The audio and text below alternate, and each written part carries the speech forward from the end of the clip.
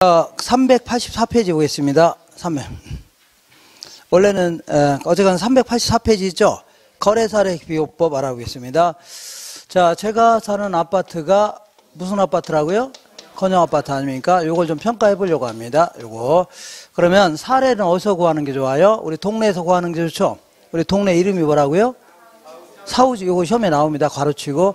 그 다음에 근데 여기서 사례가 없다 그러면 요 동네하고 비슷한 동네가 있거든요. 이 풍무지구 아파트 단지. 여기는요, 북변지구 아파트 단지. 이런 데 있죠. 그래서 만약에 사례를 여기서 구했다.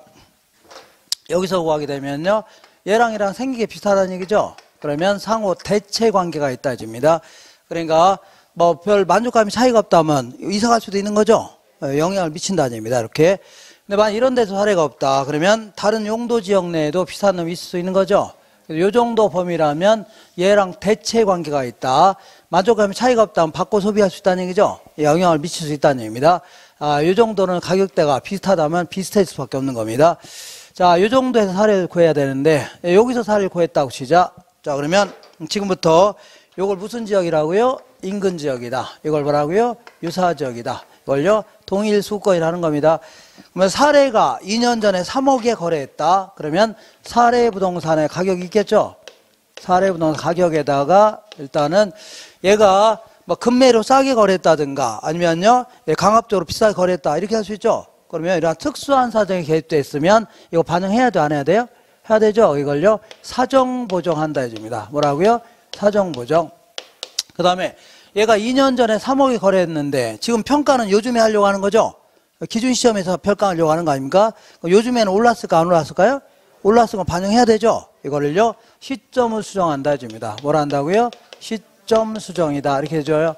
자, 그러면 이제 사례를 정상적으로 거래한 걸로 바꿔놨죠? 그리고 요즘에 거래한 걸로 바꿔놨죠? 이 상태에서 아무래도 이 지역과 이 지역은 가격 수준은 좀 차이가 나요, 안 나요? 날 수 있죠? 이거 반영시켜줘야 됩니다. 이걸요, 지역 요인을 비교한다 해줍니다. 지역 요인의 비교. 그 다음에 똑같은 건영 아파트를 하더라도 요거는 베란다 안 텄고 얘는 텄다는 얘기죠.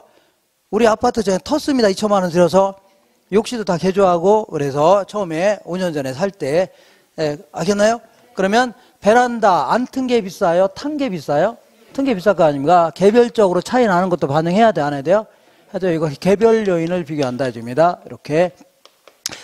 자, 물론 이거는 순서를 달리해도 상관없는데 우리 감정평가 규칙에 따르면 이렇게 순서에 따라 사시지계 이렇게 얘기합니다. 뭐라고요? 사시지계. 이렇게 해서 순서에 따라 평가라고 하고 있습니다. 이렇게 해서 구한 가치를요, 비준가치다. 비교해서 준한 가치라는 겁니다. 자, 이때 요거 계산할 때는 항상 이렇게 계산합니다. 사례부동산의 가격 있죠? 이거 사정보정할 때는 무조건 사례분의 대상 이렇게 놓습니다. 뭐라고요? 사례분의 대상. 그래서 항상 여기서 조정한다. 얘는 사례가 20% 저가로 거래했다면 20 빼주면 돼요. 아니면요, 20% 고가로 거래했다면 20 더해주면 되죠. 여기서만 조정하면 돼요. 이거.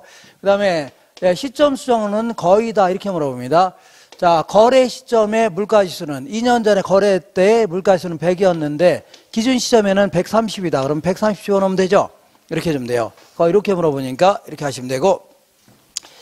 자, 그 다음에 따르게 물어보는 거는 다 문제를 풀면 됩니다. 그리고 지역 요인의 비교도 무조건 사례분의 대상 이렇게 놓을 수 있죠.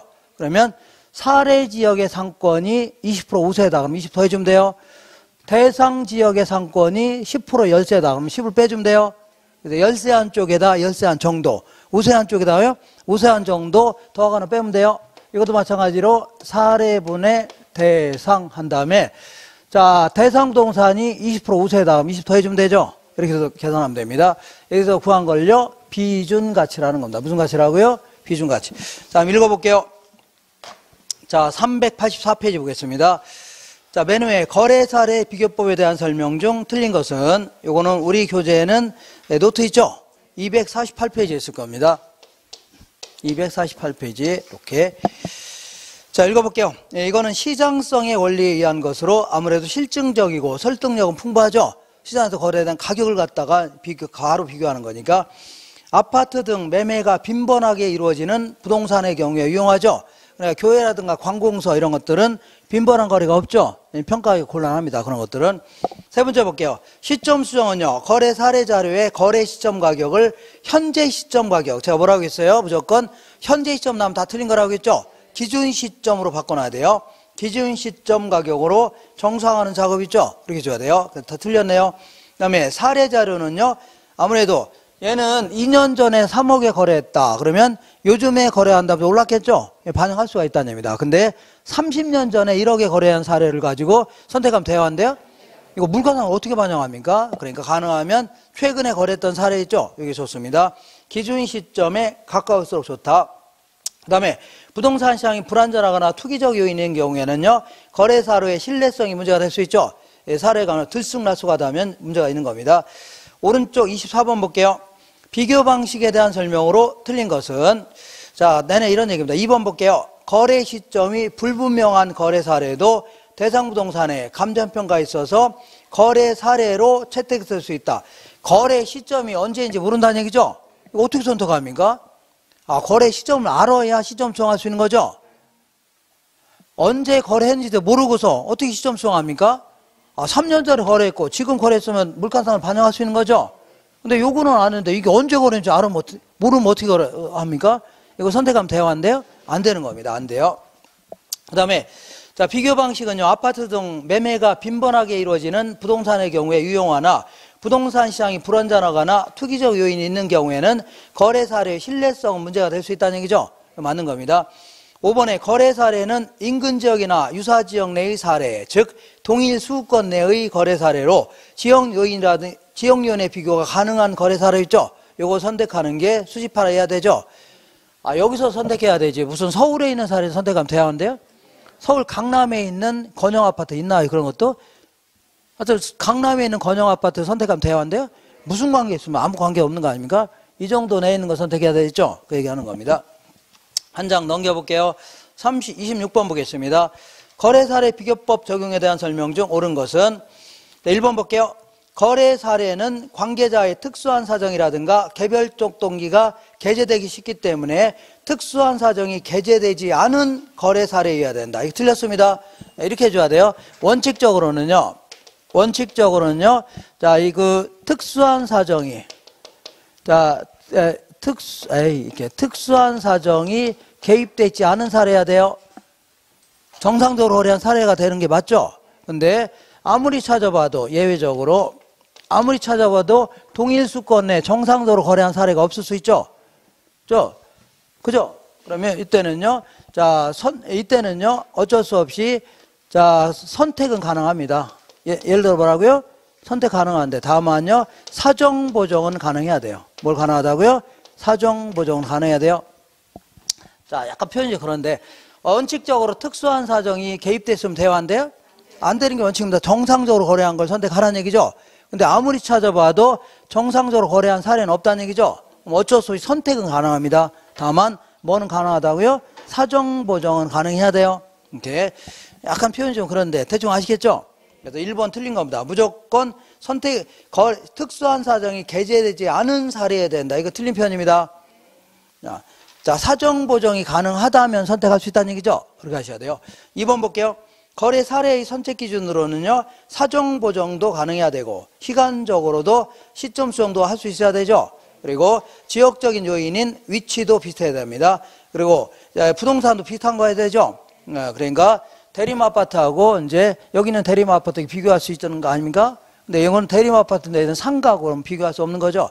비슷해야 됩니다. 그 다음에 3번 볼게요. 매수자가 낡은 건물의 철거를 전제로 매입한 토지의 거래 사례 가격은요, 거래 지불 가격에 철거비를 공제한 가격이 아니라 철거비를 더한 가격이죠? 더한 가격으로 해서 사정 보정해야 됩니다. 사례가 이렇게, 원래, 자, 이게 나지를 그대로 구입했다면 10억인데, 나지를요, 그대로 구입했다면 10억이죠? 근데 매수자가 이 낡은 건물을 철거하는 조건으로 구입했답니다. 철거를 매수자가 하는 조건으로 구입했죠? 그러면 자기는 약간 좀 싸게 구입해야 되겠죠? 철거비 자꾸 들어갈 거 아닙니까? 원래는 자기가 나지가 필요한 거지, 이 오래된 건물 필요 없는 거죠? 낡은 거. 그러니까 얘는 한 9억에 거래했다고 치자. 얼마라고요? 9억. 그러면 이걸 9억으로 평가하면 돼야 한대요? 안 됩니다. 철거비가 1억 들어가죠? 철거비 들어가서 합치는 얼마라고요? 10억으로 해줘야 돼요. 알겠죠? 아니, 지금 내가 필요한 게 낮이죠? 낮이가 필요한데 얘는 원래 거래할 때요, 철거비를 포함해서, 철거비를 반영해서 구입한 거죠? 그죠? 그러면 이 철거비 들어간 걸 포함시켜서 이 가치를 구해야 되겠죠? 이해가 되겠나요? 그 얘기하는 겁니다. 다시 할까요? 안 해도 되겠죠? 철거비. 싸게 거래한 거는 정상적인 거래가 아니죠? 철거비 포함됐을 때, 더해졌을 때가 정상적인 거래 아닙니까? 그 얘기하는 겁니다.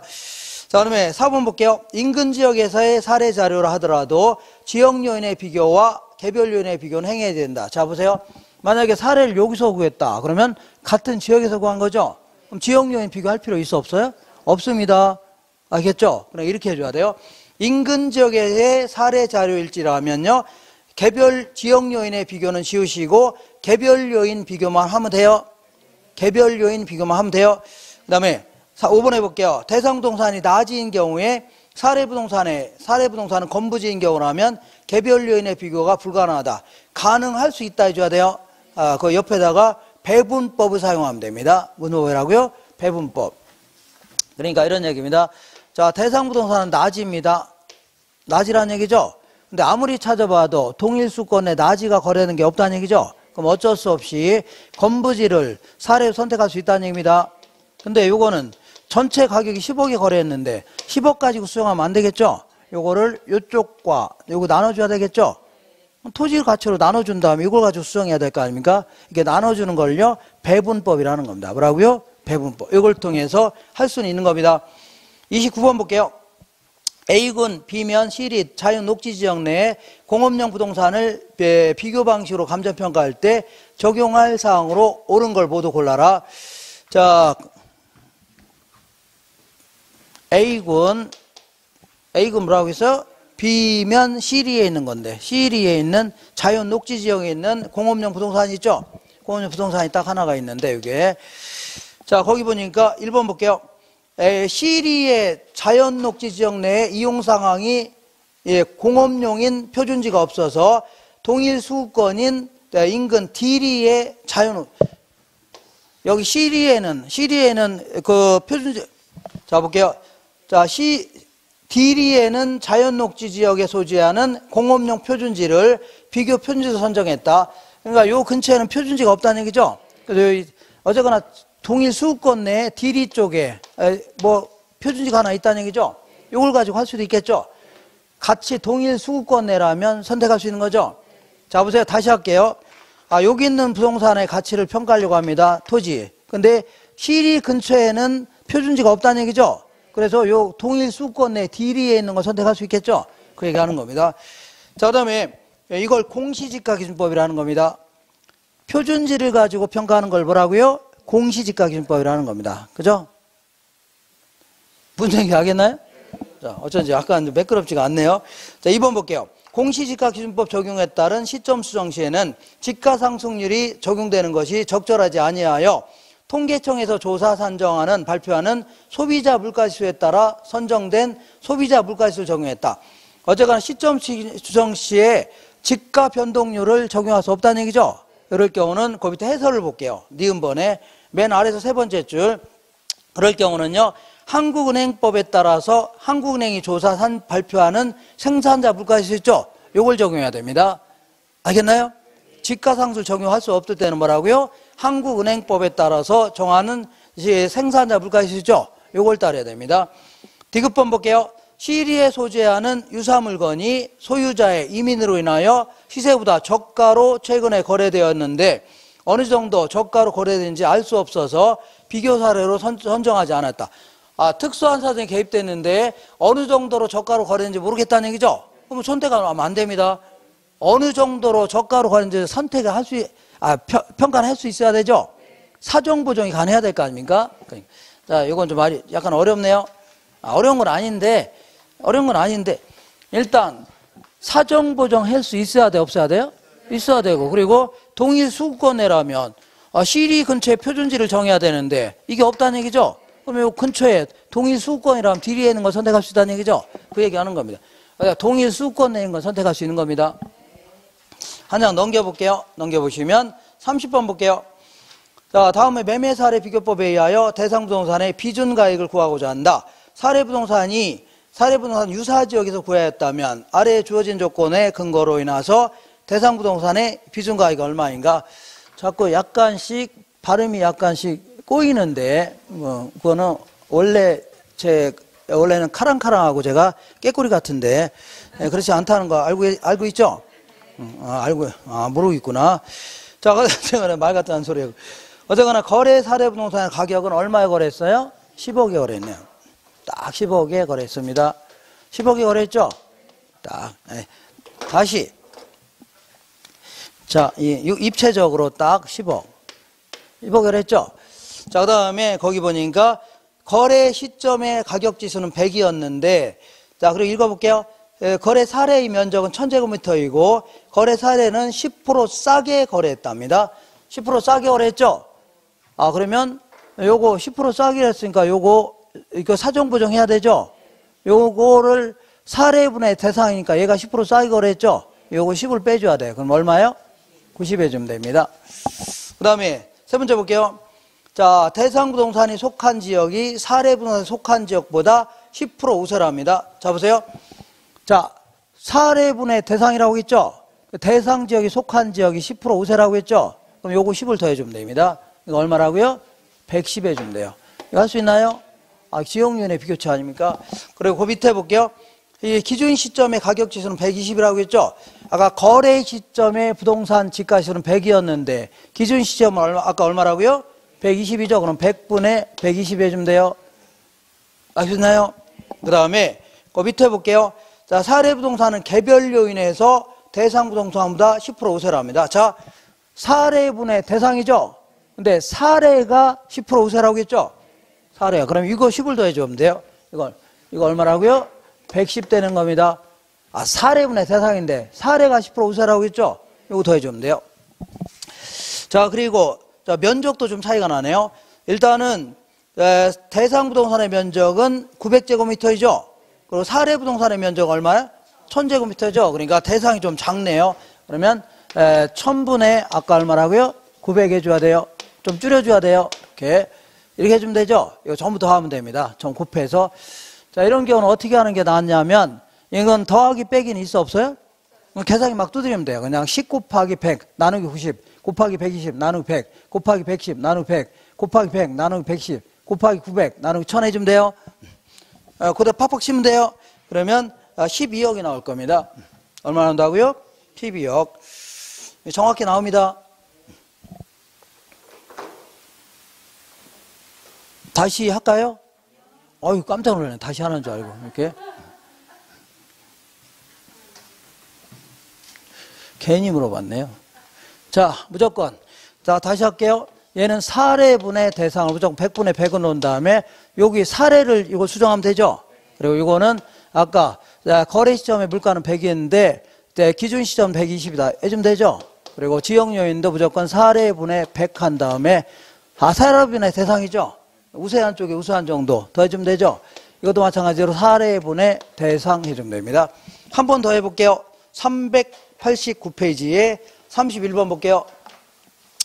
자, 제시된 자료를 활용하여 감정평가에 관한 규칙에서 정한 공시지가 기준법으로 평가한 토지가액은, 여기서 주의할 것은요, 공시지가 기준법으로 정할 때는요, 어떤 토지가 있다면 이 토지의 가치를 평가하라는 얘기죠. 그러면 여기 최근에 표준지를 가지고 정부가 정해놓은 표준지 있어 없어요? 이거 가지고 수정하라 그 얘기죠. 수정하라는 얘기입니다. 이거 공시지가 기준법이라고 해요. 근데 이거는 아예 처음부터 표준지를 정할 때 특수한 사정 같은 게 있으면 다 없다고 가정하고 평가합니다. 특수한 사정 같은 게 있으면 다 뭐라고요? 없다고 가정하고 정부가 평가해놓고 있는 겁니다. 그렇기 때문에 얘는 무조건 사정 부정을 할 필요 없어요. 뭘 할 필요 없다고요? 사정 부정할 필요 없다. 이거 아셔야 돼요. 이렇게. 자, 또 계속 나올 겁니다. 자, 일단은 기준 시점 2015년이고 소재지는요, A시, B구 C동에 있는 177번지의 면적이 200제곱미터짜리 땅이 있는데, 비교 표준지는요, A시, B구 C동에 같은 동네 있죠? 요거는 그 공시지가가 얼마라고요? 200만 원짜리네요. 공시지가가 제곱미터당 얼마라고요? 200만 원짜리입니다. 표준지 공시가가 200만 원이에요. 맞죠? 그 다음에 거기 보니까 세 번째, 네 번째 지가가 1월 1일 날 기준으로 하는 건데 원래는 평가는 10월 24일 날 평가하려고 하는 거죠. 그러니까 한 10개월 동안에 몇 프로 올랐어요? 5% 올랐죠. 그러니까 요 계산은 10개월 동안 5% 올라간 거 아닙니까? 그럼 100분의 105 해주면 돼요. 100분의 105. 그 다음에 지역 요인은요, 대상 토지가 비교 표준지의 인근 지역에 위치한다. 자, 그러니까 사례가 요 인근 지역에 있다는 얘기죠. 그러면 지역 요인 비교할 필요 있어 없어요? 없습니다. 같은 지역에 있으면 할 필요 없다고 했죠. 이렇게. 자, 그 다음에 개별 요인은 볼게요. 대상 토지의 대상 토지가 비교 표준지에 비하여 가로 조건은 5% 열세, 환경 조건은요 20% 우세하고 다른 건 없다는 얘기죠. 그러면 자, 대상 토지가 자 보세요. 이거는 2개 이상일 경우 다 곱해주면 돼요. 사례분의 대상인데 대상 토지가 가로 조건에서 5% 열세죠. 자 보세요. 사례분의 대상인데 대상이 5% 열세죠. 그럼 여기다 5를 빼주니까 얼마라고요? 95가 됩니다. 그 다음에 이번에는 환경 조건은요 20% 우세라고 했죠. 그러면 요거 20 더해주면 돼요. 그러면 얼마라고요? 120이 되는 겁니다. 자, 그리고 그 밖에 보정할 사항이 없다. 그럼 요것만 곱하면 돼요. 요거 200만 원 곱하기 100분의 150 곱하기 얼마라고요? 100분의 95 곱하기 100분의 120이죠. 그러면 239만 4천 원 나올 겁니다. 239만 4천 원 이렇게 나옵니다. 자, 이런 거는 뭐 실전에서 나오면 가능하면 맨 나중에 하세요. 네. 이거 뭐 읽다 보면 무슨 얘기인지 잘 모를 수도 있어요. 그래서 그리고 사람이 그 완벽하지 못하기 때문에 그 오류를 범할 수도 있죠. 읽다 보면. 그러니까 맨 나중에 하시면 돼요. 뭐 질문 있나요? 자, 한 장 넘겨보겠습니다. 자, 391페이지 보겠습니다. 34번. 평가 부동산이 속한 지역과 사례 부동산이 속한 지역이 다음과 같이 격차를 보이는 경우에 상승식으로 산정한 지역 요인의 비교치는 단 가격 격차 내역은요 사례 부동산이 속한 지역을 100으로 놨을 때 자 비준치이며 결과값은요 소수점 넷째 자리에서 반올림하랍니다. 자, 그러면 요거는요 지금은 이건 지역 요인의 비교만 하는 겁니다. 뭐만 하는 거라고요? 다른 거 다 무시하시고 지역 요인만 비교하는 겁니다. 지역 요인의 비교치가 여러 개 있으면 다 곱해줘야 돼요. 자, 지금 자 몇 개가 있어요? 5개가 있죠? 5개인데 5개 다 곱해줘야 돼요. 5개 다 곱해줘야 되죠? 근데 이거 전부 다 사례를 100으로 놨을 때의 비교치입니다. 사례를 뭐라고요? 100으로 놨을 때의 지금 지역 요인의 비교치 공부하는 거예요. 요거 하는 겁니다. 그러면 하나 볼게요. 가로 조건은 플러스 3이라는 얘기는 3% 우세라는 얘기입니다. 그러면 103 해주면 돼요. 3을 더하는 거 103 아닙니까? 그 다음에 환경 조건은 이것도 3% 우세라는 얘기죠. 103 해줘야 돼요. 그 다음에 가로 조건은요 2% 우세라는 얘기죠. 그럼 102 해주면 돼요. 자, 그 다음에 그 접근 조건은요 플러스 4죠. 그럼 얼마 해줘야 돼요? 원래 4를 더하면 되죠. 이거 얼마? 104 아닙니까? 그 다음에 자 행정 조건은 마이너스이니까 2% 열세라는 얘기죠. 그럼 얘는 얼마 해줘야 돼? 98로 해주면 될 거 아닙니까? 그죠? 이게 바로 다 곱한 게 지역 요인의 비교치입니다. 뭐의 비교치라고요? 지역 요인의 비교치. 자, 계산하면 1.102894 1.102894 이렇게 되어 있는데 자, 여기서는 소수점 넷째 자리에서 반올림 하라입니다. 자, 그래서 하나 둘 셋 넷 요거 있죠? 넷째 자리죠? 요 이하가 이제 9죠, 9. 5보다 커요, 작아요? 그러니까 하나 넘겨줘서 다 없애버리고 9를 집어넣어야 돼요. 얼마라고요? 9. 그래서 정답은 1.1029가 해주면 돼요. 뭐라고요? 이게 할 수 있죠? 자, 그러면 만약에 이렇게 하는 걸 상승식이라는 겁니다. 뭔 식이라고요? 자, 이렇게 나올 가능성이 거의 100%입니다. 아, 물어본다. 이렇게 물어봐요. 아, 이렇게 나온다는 게 아니라 만약에 한다면 상승식으로 물어봐요. 근데 만약에 만에 하나 총화식으로 계산해라. 만에 하나니까 시험을 100번 봤을 때 한 번 물어본다는 얘기죠. 그러니까 이렇게 물어볼 가능성이 있어 없어요? 거의 없다입니다. 총화식으로 하면 이렇게 계산해야 돼요. 요 밑에 있는 거 다 합치면 얼마야? 500 아닙니까? 500 아니에요? 그리고 요 위에 있는 거 다 합치게 되면 얼마냐면 510이 나옵니다. 얼마 나온다고요? 500. 이렇게 계산한 겁니다. 이렇게 계산하면 얼마 나오냐면 1.02가 나옵니다. 얼마 나온다고요? 이렇게 계산한 거를 이거를요 총화식 해주는 겁니다. 뭐라고요? 총화식. 근데 이렇게 이거는 논리력이 떨어집니다. 비논리적이에요. 그러니까 이렇게 물어봅니다. 상승식. 이렇게 할 수 있죠? 이렇게. 자, 한 번만 더 해볼게요. 35번 볼게요. 이게 주어되죠? 풀게 이렇게 풀어야 돼요. 뭐라고 하셨나요? 아, 이런 거요? 이런 거 나오면, 이런 거 나오는데? 이거 다 이것도 비슷하게 나온 거예요. 기출문제로. 자, 35번은요, 공시지가기준법 아닙니까? 공시지가기준법은 요 토지의 가치를 평가를 의뢰받은 감정평가사 있죠? 얘는요, 그 원칙적으로 거래된 사례를 가지고 하지 말고 정부가 조세 같은 거 부과하려고 지역 구석탱이마다마다 표준지라는 걸 정해서 평가해 놓은 거 있어 없어요? 요거 가지고 수정하라는 얘기입니다. 이걸요 공시지가기준법이라는 겁니다. 뭐라고요? 공시지가기준법. 할 수 있죠? 근데 얘는 아까 얘기한 대로 표준지를 정할 때는 자, 이 특수한 사정이 있어도 다 없다고 가정하라고 했죠? 그러니까 일단은 어디 갔어요? 사정보정 이거 하면 안 돼요. 이런 거 필요 없습니다. 사정보정 이거 나오면 돼요? 안 돼요? 안 됩니다. 그리고 두 번째는 거기 볼게요. 거기 보니까 이거는 감가수정이 나오면 돼요? 안 돼요? 아, 그건 원가법 아닙니까? 이거 나오면 안 되고. 감가상각은 더더욱 나오면 안 되죠? 기업 회계도 아니고. 그리고 거기에 사정보정 나오면 돼요? 안 돼요? 안 됩니다. 그러니까 1번은 일단은 니은번, 디귿번, 리을번은 다 제껴야 돼요? 다 없애야 돼요? 그럼 나머지를 순서에 따라, 나머지는 순서를 바꿔도 상관없는데 감정평가 규칙에 따르면 가능하면 순서를 정해줍니다. 그래서 일단 비교 표준지를 선정해야 돼, 안 해야 돼요? 아, 비교할 만한 표준지를 선정해야 되죠? 이게 1번입니다. 그리고 이제 시점 수정 두 번째 해야 돼요. 그 다음에 지역요인 비교 세 번째. 개별요인의 비교치 있죠?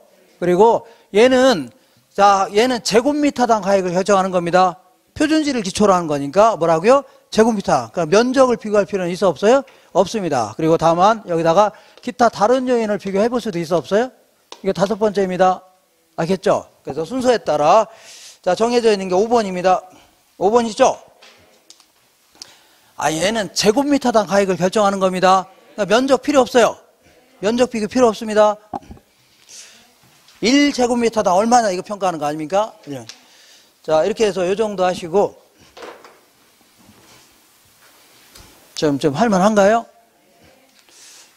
제가 너무 흥분했나요? 자, 이제 이번에는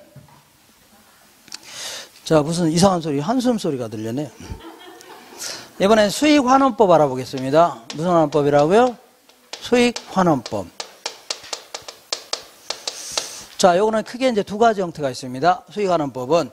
자, 거기, 392페이지에 있을 겁니다. 자, 우리 교재는요, 우리 들고 다니는 노트 있죠? 요거는, 교재는 254페이지에 있습니다. 자, 여기에는 크게 이제 할인 현금 수지 분석법이라는 게 있습니다. 할인 현금 수지 분석법이다. 자, 요거는 우리 투자론에서 공부한 거 기억나나요? 그대로입니다. 그대로.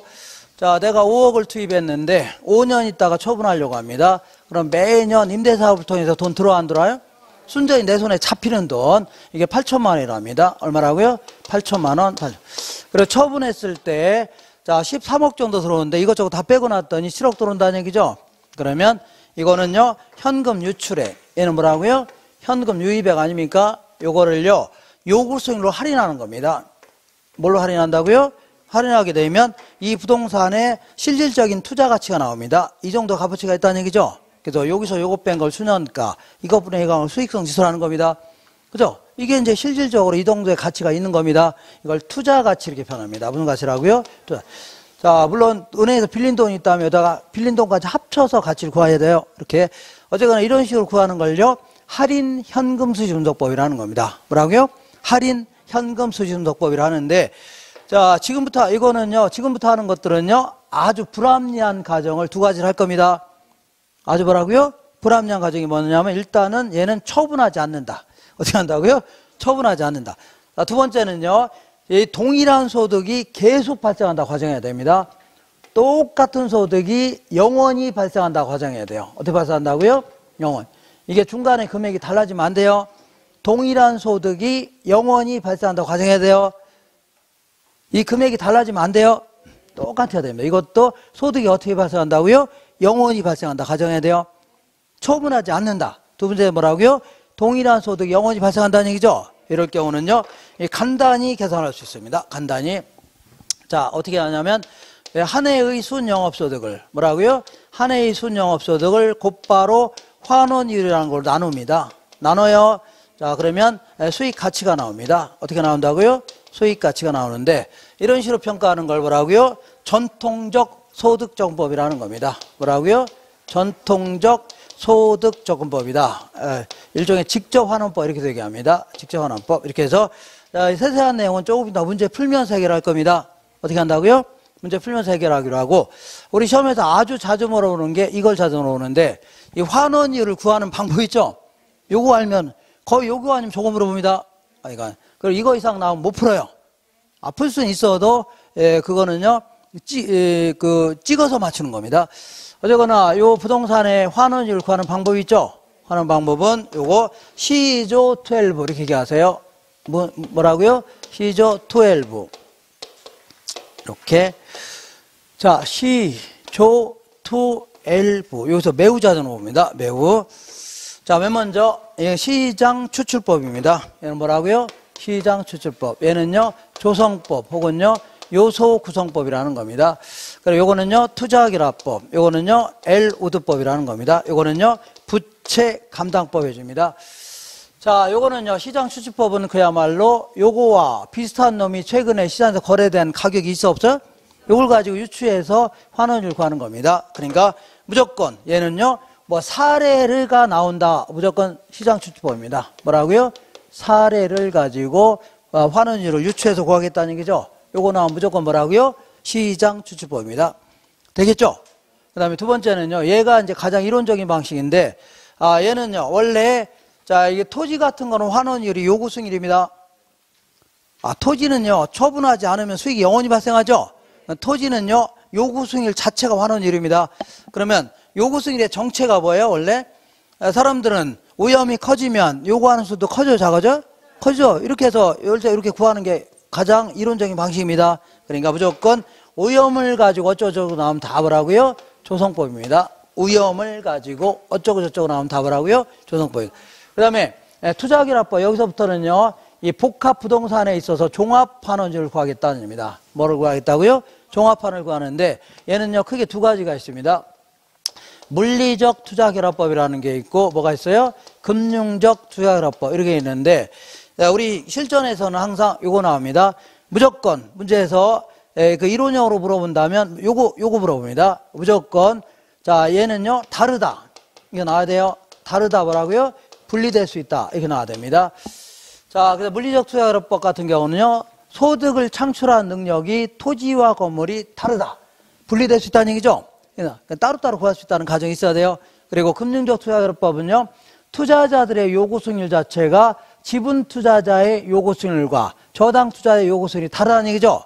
분리될 수 있게 나와야 돼요. 문제 읽다 보니까 같다 분리할 수 없다 나오면 다 틀린 겁니다. 다르다 분리될 수 있다 나와야 돼요. 나 무슨 얘기 모르겠다. 그럼 그냥 이렇게 하세요.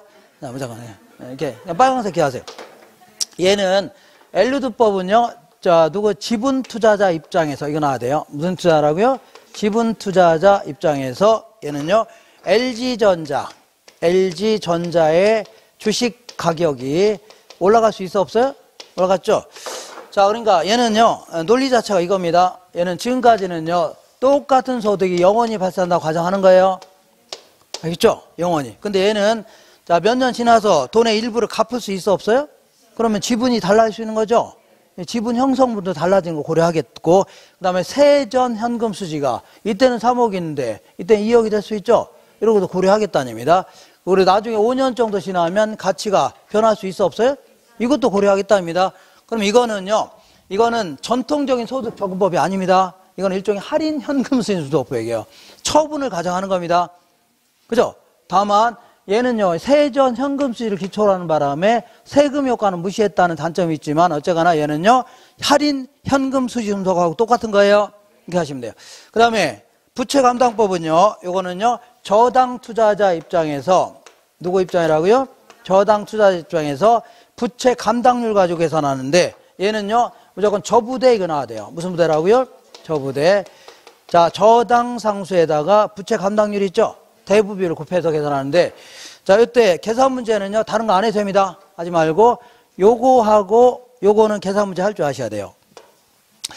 자, 물리적 투자결합법과 부채 감당법의 계산 문제는 할 줄 아시면 돼요.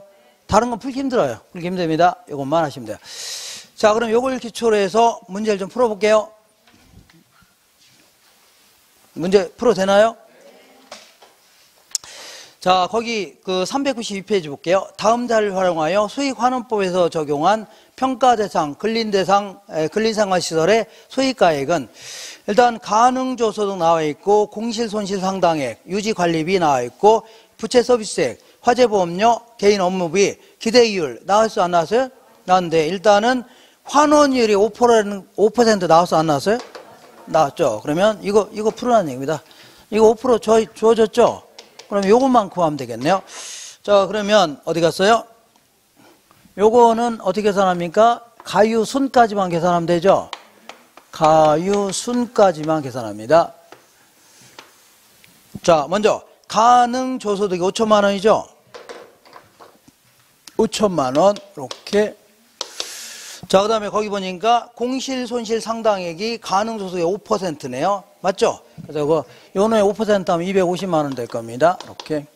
그러면 유효조소득은 4,750만 원 나올 겁니다. 여기서 주의할 게 있는데, 일단은 그 밑에 이제 유지관리비부터 볼게요. 유지관리비는 가능조소득의 3% 포함시켜야 돼요.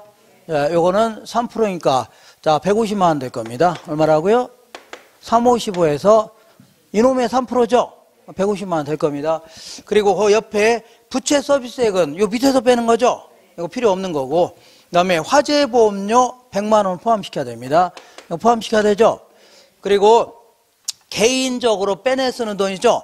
이거는 여기다 포함시키면 안 돼요. 아, 개인은 나중에 이익을 가져가는 겁니다.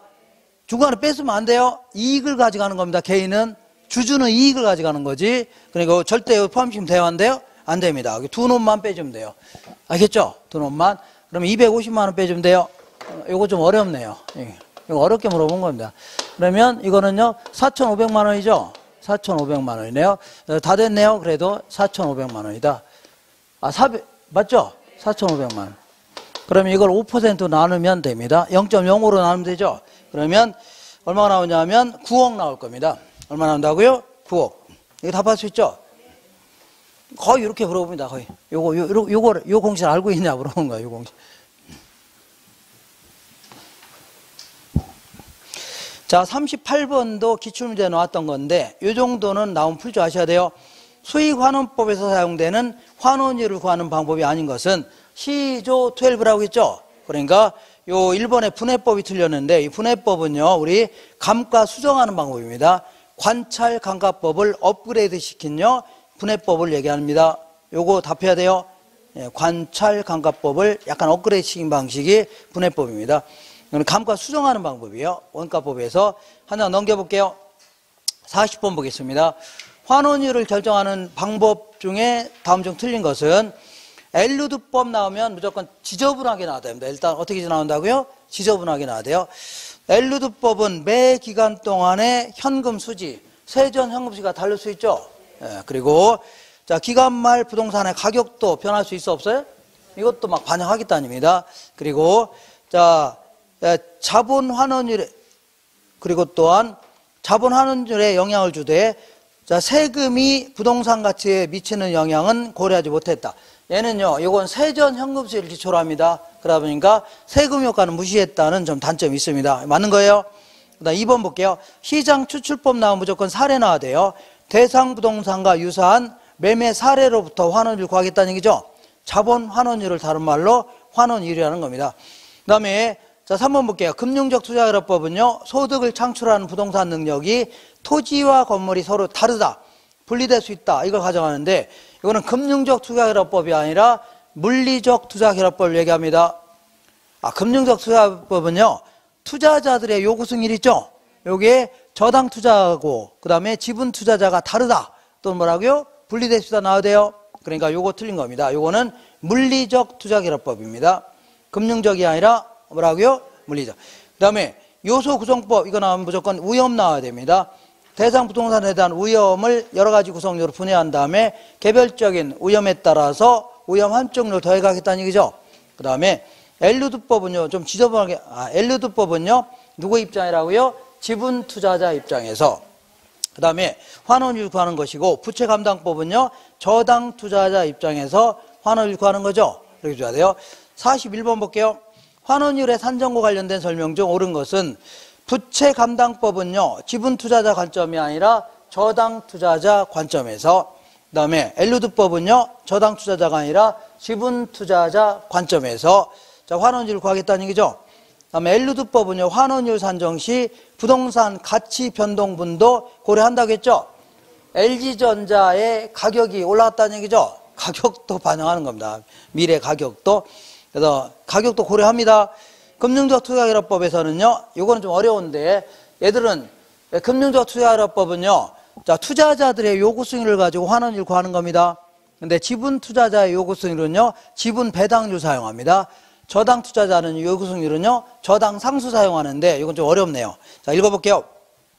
금융적 투자결합법에서 지분 투자자의 환원율을 넣는요, 세후 수익률이 아니라 지분 배당률을 사용합니다. 지분 배당률. 그리고 저당 투자자의 환원율은요, 저당 상수를 사용한다. 이거 맞습니다. 맞고, 그거 세후 수익률이 아니라 지분 배당률. 이거를 집어넣어야 돼요. 물리적 투자결합법은 토지의 환원율과 건물의 환원율을요, 산술평균에서 계산한다. 이거 틀렸습니다. 좀 이따 하겠지만, 투자 비중에 따라 가중평균을 합니다. 어떻게 하라고요? 가중평.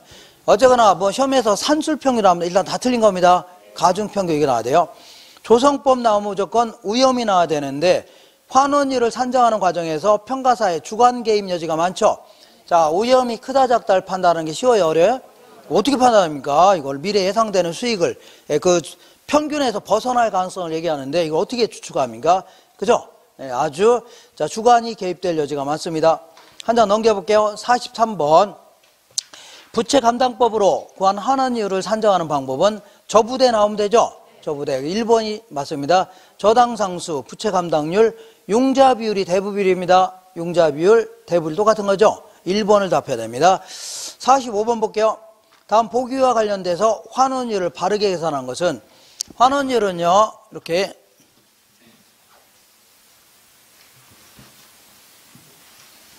자, 요거랑 바꿔도 상관없어요.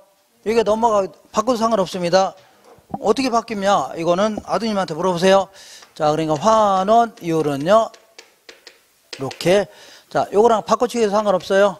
수익가치분의 순영업소득에도 상관 있어 없어요? 없습니다.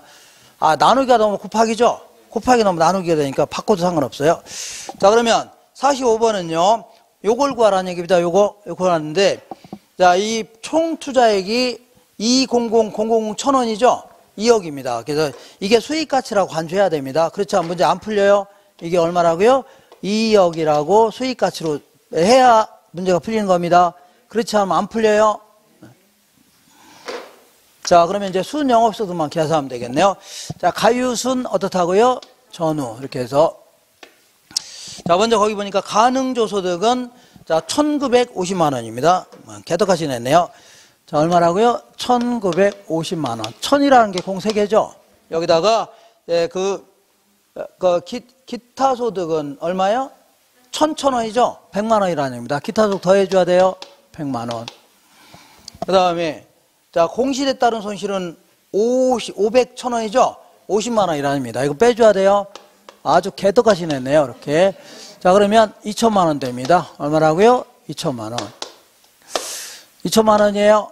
자, 여기다가 영업경비는요, 유효조소득의 40%라고 했죠? 요놈의 40%니까 248에서 800만 원 되겠네요. 그러면 순영업소득은 얼마라고요? 1200만 원 되겠네요. 다 됐네요. 이게 얼마라는 얘기예요? 1200만 원. 자, 그러면 2억 중에 1200만 원이니까 6%가 나올 겁니다. 몇 프로라고요? 6%. 이렇게 하지 않으면 안 풀려요.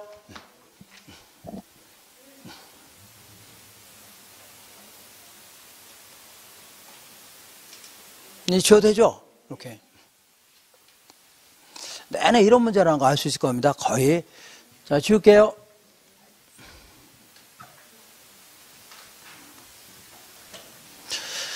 자, 이번에는 어디냐면 47번 볼게요. 다음 같은 조건에서 수익환원법에 의하여 평가한 부동산의 가치는 유효조소득은 3,800만 원. 얘는 얼마라고요? 3,800만 원. 자, 그 다음에 영업경비는 얼마라고요? 800만 원. 그러니까 순영업소득은 얼마요? 자, 3천만 원인가 알 수 있네요. 자, 요거는 이제 수익 가치를 구하라고 했으니까 요걸 구하는 겁니다. 그래서 일단은 자, 순영업소득은 3천만 원 계산됐네요. 그럼 환원율만 구하면 되는데 환원율은 거의 한 95%는요. 이거 아니면 요걸 물어봅니다. 뭐라고요? 요거 아니면 요거 물어봐요. 딱 읽는 순간 딱 보니까 토지 가액이 있고 건물 가액이 있고 토지의 환원율이 있고 건물의 환원율이 있죠. 그럼 요걸 이렇게 계산해야 돼요. 자, 지금 이게 물리적 투자결합법입니다. 뭐라고요? 물리적. 일단은 토지의 환원율은 5%죠. 그 다음에 건물의 환원율은 몇 프로예요? 10%예요. 10%. 그러면 토지와 건물의 가격 구성비가 40대 60이죠. 40% 대 60%다. 그럼 이거 계산할 줄 아셔야 돼요. 얘는 이렇게 계산합니다. 이거 곱하기 이거 더하기 요거 곱하기 요거 해주면 돼요. 다만 조심할 거는 한쪽이 100분의 1로 한쪽 소수점 해줘야 돼요. 그러니까 10% 곱하기 0.6 플러스 5% 곱하기 얼마요? 원래 0.4 해주면 되죠. 이렇게. 자, 이렇게 해서 계산한 게 물리적 투자결합법 하의 환원율입니다. 이렇게 계산하면 이 8% 나올 겁니다. 몇 프로라고요? 8%. 자, 다 됐네요. 여기다가 8% 집어넣으면 됩니다. 0.08로 나누면 됩니다. 0.08 나누면 3억 7,500만 원 나올 겁니다. 3억 7,500만 원. 알 수 있죠? 자, 몇 번이고 연습해 보세요. 3억 얼마라고요? 7,500만 원. 이거 지워도 되죠? 지울게요. 자, 계속해서 풀어볼게요. 계속해서. 자, 이번에는 48번 보겠습니다. 자, 다음 같은 조건에서 대상 부동산의 수익가치 적용 시 환원율을 적용할 환원율은 딱 보니까 순영업소득 나오고 부채 서비스액 나왔으니까 일단 부채 감당률 구할 수 있죠. 거기 밑에 대부 비율 나왔고 맨 끝에 저당상수 나왔으니까 요거 구하라는 얘기입니다. 자, 제가 얘기하지만 계산 문제 나오면 거의 뭐라고요? 요거 아니면 어디 갔어요? 이거 물어봅니다. 그러니까 이거 물어보니까 그것만 다 기억하시면 돼요. 아, 둘 중에 하나를 물어보는구나. 이렇게 하셔야 돼요. 다른 거는 풀기 힘듭니다. 그러니까 일단은 저부대 기억나셔야 돼요. 무슨 부대라고요? 저부대. 근데 이때 부채 감당률을 계산할 줄 아셔야 되는데 얘는요, 순영업소득을 자, 부채 서비스로 하는 거예요. 이런 공식을 알고 있어야 됩니다. 이렇게. 자, 그러면 자, 순영업소득은 3천만 원. 아, 얘는 얼마라고요? 3천만 원. 부채 서비스액은 얼마라고요? 1,500만 원이죠. 그러니까 나누니까 얼마라고요? 2라는 거 알 수 있네요. 부채 감당률 얼마요? 2. 자, 그 다음에 거기 보니까 대부 비율은 40%죠. 이거 한쪽은 이렇게 하나는 100분의 1로 집어넣는 게 좋아요. 그래야지 곧바로 100분의 1 나옵니다. 그러니까 여기 40을 집어넣는 게 좋아요. 되시죠? 대부 비율 40%. 그리고 저당상수는 얼마나 있어요? 0.177 나와 있죠? 맞죠? 이거 곱해주면 돼요. 곱해주면 자, 14.16% 나올 겁니다. 14.16% 곧바로 나옵니다.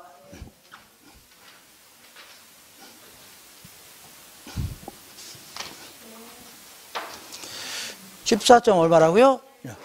자, 지금부터 제가 정확히 5분 있다 들어올 겁니다.